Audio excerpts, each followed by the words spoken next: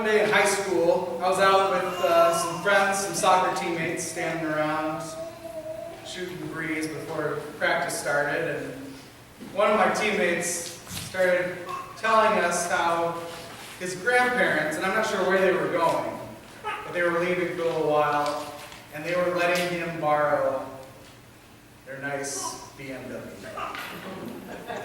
He was excited. We, of course, were jealous and started to imagine ourselves driving around in a nice automobile, the way teenage boys, and maybe we still do sometimes. Well, the next time we saw him, he was pulling into the parking lot in that BMW. He parked it, got out of the car, headed off to the field, not making too much noise. Until some of us started prodding him, asking about his ride and how it was going. And he was freaked out. He spent this whole week driving around in this car, worried about scratching it, denting it, getting into an accident. He took no joy out of having this car. Maybe it's a car in our lives, or maybe it's something else that we just wanted to have, we needed it. Maybe it was a relationship that was right there, and we could just imagine how awesome it would have been, and then we get our hands on it, and we have this person, item in our hands that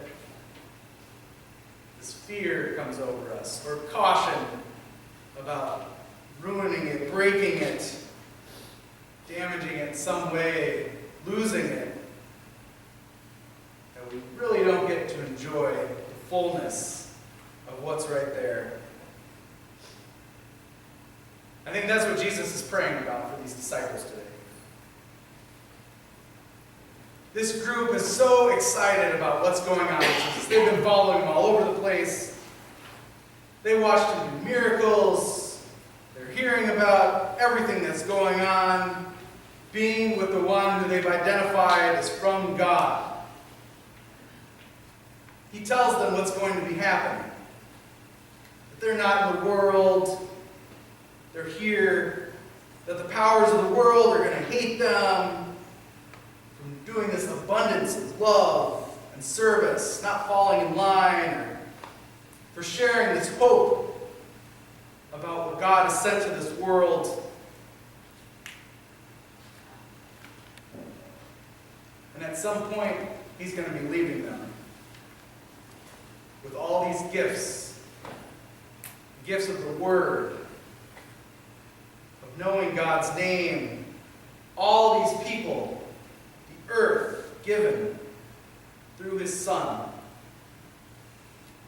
knowing the one who came to dwell among us, teaching us and showing us and passing along all of this from God.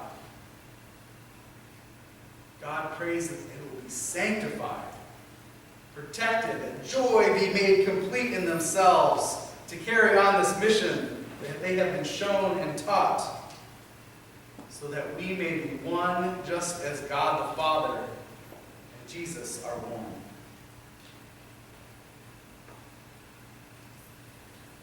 They might have been thinking, just don't break it. Once Jesus leaves, we're in charge. We hear this prayer, just as this week has been filled with news about the Pew Research Survey released on this religious landscape in America. If you turn on the radio or open the paper, you've seen lots of crazy coverage about this.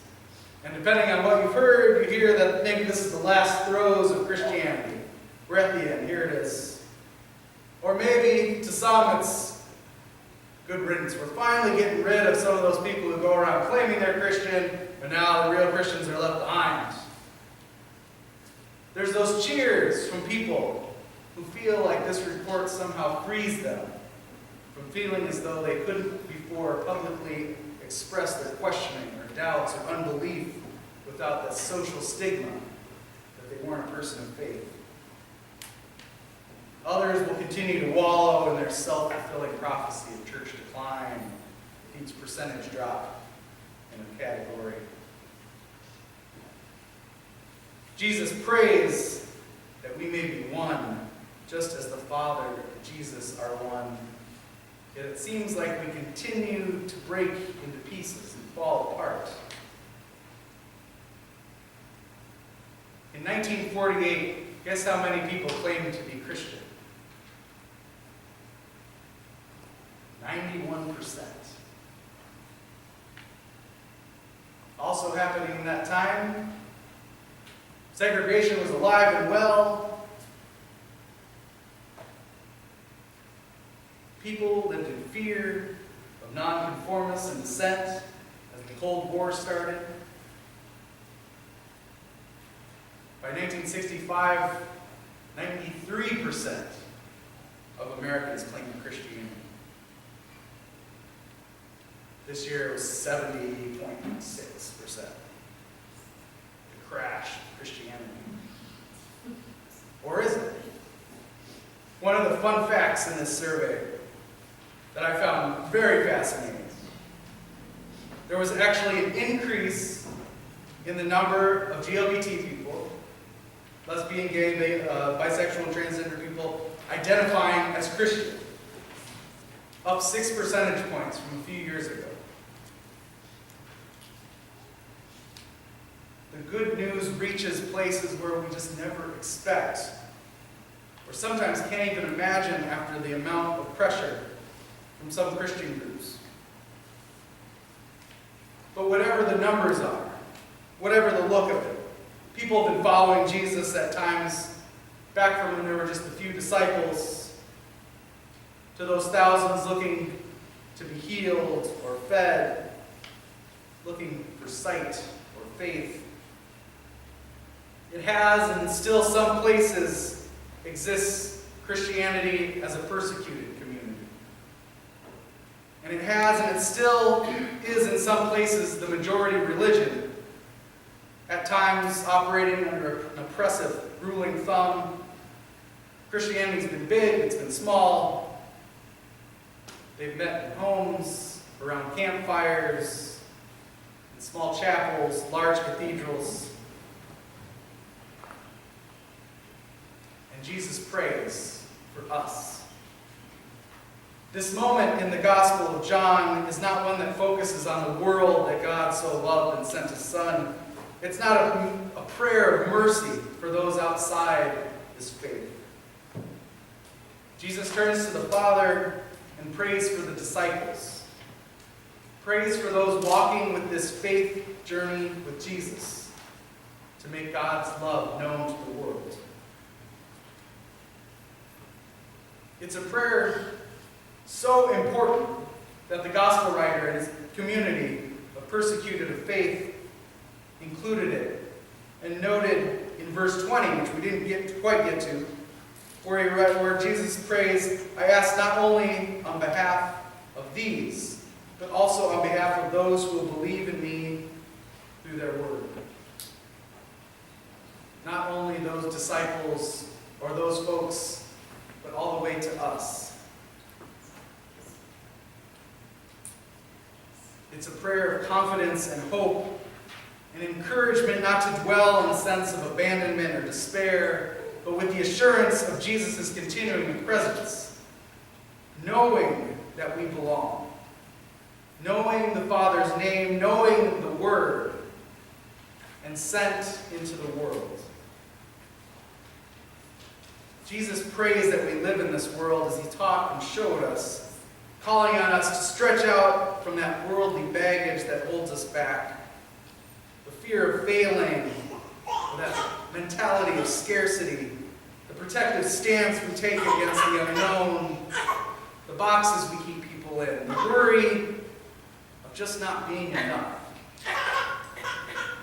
We're sanctified, glorified. Jesus has been praying for us since before we as a community gathered together. That sanctification that He prays for us. It can be a driving force of strength for the church, and it's also our greatest weight. A scary word that we try to put up on a pedestal sometimes. Sanctify. To be made holy. It can be intimidating for the faithful, let alone someone unfamiliar or unsure about why or who we are as Christians. Sanctification is a word we can resist, trying to keep as some distant, abstract concept about God. But it's a real and present part of our lives. We confront it every time it is made known that Christ is in the face of those we encounter each day, as we remember that Christ is within us. The sanctification is not about being it's about being set apart, not over or against. We're followers who live out the world, but not of the world. We're called to be different in our engagement with the world, not to isolate ourselves. The sanctification is about being holy in God's eyes and not acting perfect for the world. This world that we're not a part of, it's a world that wants us to be scared of the other, to worry only about ourselves, to just be normal. That holy light that shines in us calls us to love our neighbor and to give and be one in community. To be authentic to the one whom God created us to be. We have been entrusted with this faith, and a lot of times we don't want to scratch it. We fear about messing up sacred words or accidentally committing a heresy, changing the way we do things, or not playing the organ at the right tempo. This faith stuff, or on a larger scale, this religion stuff actually, can be scary. It scares me sometimes. I just want to say the right words, pray the right prayer, and the next thing I know, I'm messing up my own name. We worry about doing church the right way. We talk about our brothers and sisters who come here regularly in terms of numbers, and about going to church rather than remembering that we have been given tremendous gifts to love and serve God's name as disciples, and truly being the church to a world that may not know God's love. Dents and scratches are part of our journey. The doubts and the struggles are to be expected. But we should also remember the protection and love of God as we attempt to live out our lives so that joy may be complete and we may become one. What an amazing prayer Jesus offers for us. Amen.